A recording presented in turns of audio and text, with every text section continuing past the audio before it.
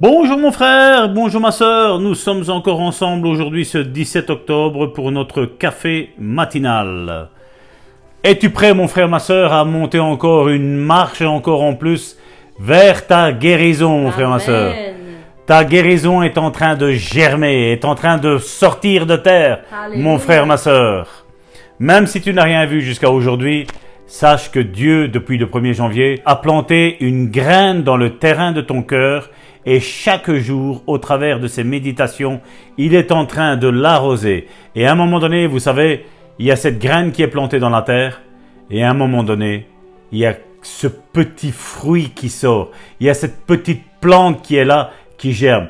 Et c'est comme ça, mon frère, ma sœur, pour ta vie, que tu vas obtenir ta guérison au nom de Jésus. Alléluia. Aujourd'hui, nous allons prendre Romains, chapitre 10, verset 17, passage que nous connaissons par cœur maintenant. Ainsi, la foi vient de ce que l'on entend, et ce qu'on entend vient de la parole de Christ. Et le titre de la méditation d'aujourd'hui est « La foi pour sa guérison ». La guérison fait partie du plan de rédemption de Dieu. Elle nous appartient donc à tous. Comme nous l'avons déjà dit auparavant, Ésaïe chapitre 53 verset 5 nous montre exactement quel était ce plan de rédemption de Dieu. Et ce passage nous dit « Mais il était blessé pour nos péchés, brisé pour nos iniquités, le châtiment qui nous donne la paix est tombé sur lui. Et c'est par ses meurtrissures que nous sommes guéris. » Et comme je l'ai dit déjà auparavant, c'est bizarre que dans nos milieux chrétiens évangéliques, nous croyons fortement qu'il a été blessé pour nos péchés, brisé pour nos iniquités, le châtiment qui nous donne la paix est tombé sur lui. Et puis on s'arrête là. Ça, c'est le plan de rédemption de l'Église 2.20, on va dire. L'Église du 21e siècle. Mais ça ne se termine pas là. Le passage continue en disant « Et c'est par ces meurtrissures que nous sommes guéris. » Ça, c'est le plan complet, parfait de Dieu pour ta vie et pour nos vies, mon frère, ma sœur. Et la foi pour obtenir la guérison vient de la même manière que vient la foi pour acquérir le salut, comme nous l'avons lu dans Ésaïe chapitre 53 au verset 5. En entendant la prédication de l'Évangile, la parole de Dieu. Actes chapitre 14 raconte le premier voyage missionnaire de Barnabas et de Paul. Il nous explique où ils se rendirent et ce qu'ils firent.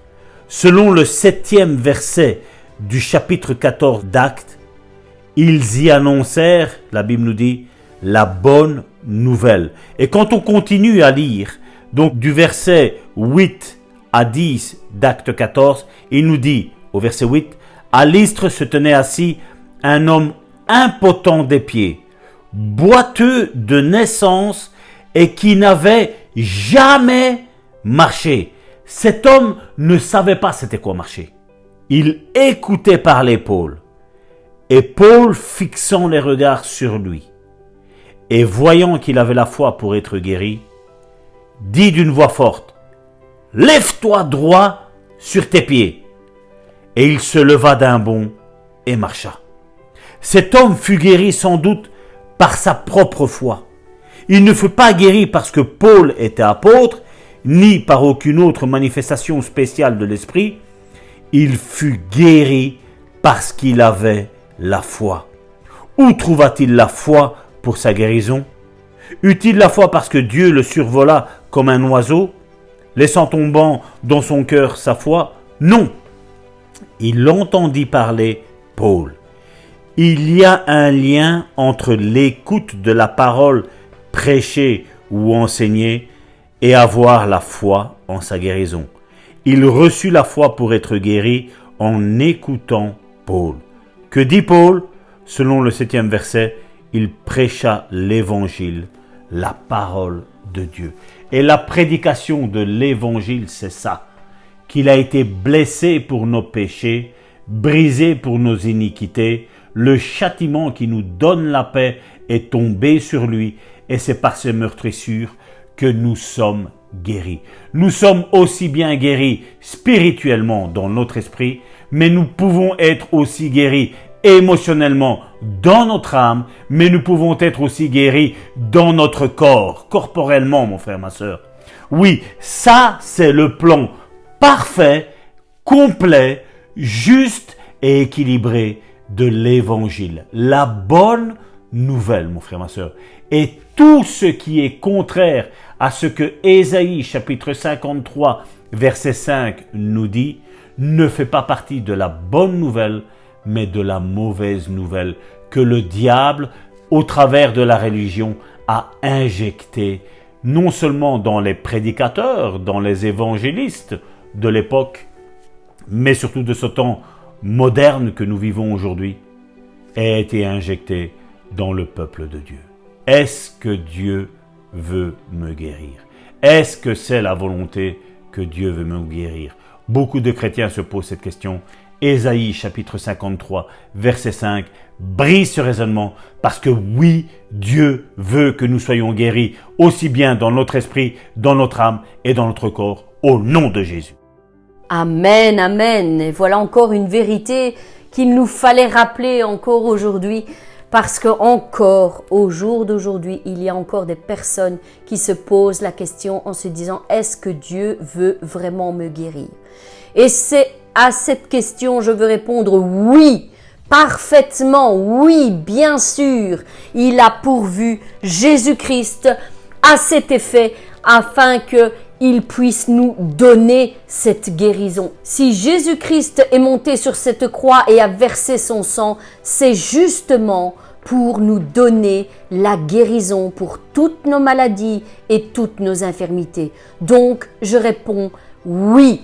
Oui, Jésus-Christ, oui, notre Dieu veut nous guérir. Et c'est pourquoi il nous dit aussi, je suis l'Éternel qui te guérit. Alors, Amen. Pourquoi se poser encore cette question, est-ce que Dieu veut nous guérir? Et je sais, elle est tout à fait légitime, cette question, quand nous passons par la maladie, nous nous posons toutes sortes de questions. Il y a toutes sortes de raisonnements qui tournent dans notre esprit. Mais la parole de Dieu, mes bien-aimés, est justement là pour venir répondre à toutes vos questions, pour venir stopper les faux raisonnements et remettre un équilibre selon la volonté de Dieu et selon ce qui est de la volonté de Dieu et ce qui ne l'est pas. Et la guérison est la pleine volonté de Dieu. Pourquoi Dieu permet la maladie? Eh bien, nous n'avons pas la prétention d'avoir toutes les réponses. Dieu permet la maladie pour certaines raisons qui lui sont propres. Quand il examine la vie de certains de ses enfants, parfois, il permet la maladie parce que nous avons ouvert une porte que nous n'aurions pas dû. Peut-être la porte du non-pardon, la porte de mauvaises déclarations dans notre vie qui donne accès à la maladie dans notre vie. Dieu permet toutes ces épreuves, non pas pour nous donner des leçons de vie, parce que Dieu veut que nous apprenions sa volonté par rapport à la parole de Dieu et non pas au travers une maladie. Nous en avons déjà parlé à maintes reprises dans ces émissions Foi et Guérison. Mais si Dieu permet les épreuves de la maladie, c'est pour que nous nous confions en lui, pour que nous expérimentions aussi la guérison. Parce que s'il n'y aurait pas de malade, il n'y aurait pas de guérison. Nous sommes d'accord à ce sujet. Donc, mes bien-aimés, ne pensez pas que la maladie soit une punition que Dieu envoie, mais plutôt une conséquence, le résultat de mauvais choix dans notre vie. Mais à tous ces mauvais choix, Dieu nous donne encore une porte de sortie et nous promet qu'il y a une guérison pour toutes les maladies qui surviennent dans notre vie. Donc, mes bien-aimés, ne restez pas focalisés sur les mauvaises choses, sur la maladie, mais restez plutôt focalisés sur ce que la parole de Dieu nous dit et sur la solution que Dieu a pourvue pour la guérison de nos maladies. Donc, ici, dans ce passage que nous avons lu, Dieu nous dit que cet homme, ce boiteux de naissance, n'avait jamais marché. Mais Paul, en le fixant du regard, vu dans son regard qu'il avait la foi pour être guéri. Et c'est pourquoi il lui dit, lève-toi droit sur tes pieds et reçois ta guérison. Lève-toi et reçois la bénédiction que Dieu a pourvue pour toi aussi. Toi qui n'as jamais marché, toi qui ne sais pas ce qu'est être en bonne santé. Eh bien, lève-toi et marche. Et c'est ce qu'il fit. Il se leva d'un bond et il marcha. Donc, nous pouvons voir dans ce passage que par la prédication de l'évangile, nous pouvons être guéris. Si nous croyons à toutes les paroles que Dieu nous donne, eh bien, nous pouvons avoir accès à notre guérison. Que sans la foi, vous le savez, nous ne pouvons pas plaire à Dieu. Dieu nous dit que la parole de la foi est celle qui nous sauvera. Oui, la foi est une ferme assurance des choses qu'on espère, une démonstration de celles qu'on ne voit pas. Alors mes bien-aimés, fixez vos regards sur la parole de Dieu et trouvez la foi nécessaire pour votre situation, pour votre guérison, pour votre restauration, pour votre délivrance. La foi est accessible à tous ceux qui croient, à tous ceux qui croient. Elle est pour vous aujourd'hui, mes bien-aimés. Recevez la foi qui relèvera vos corps meurtris par la maladie, affligés par la souffrance et la douleur. Mes bien-aimés, il y a une solution que Jésus-Christ veut nous donner aujourd'hui. Il dit, crois et tu verras la gloire de Dieu sur ta vie. Amen. Crois simplement, mon fils, ma fille. Ne pose plus tes regards sur les choses anciennes, mais pose tes regards sur les choses nouvelles que je suis en train de construire.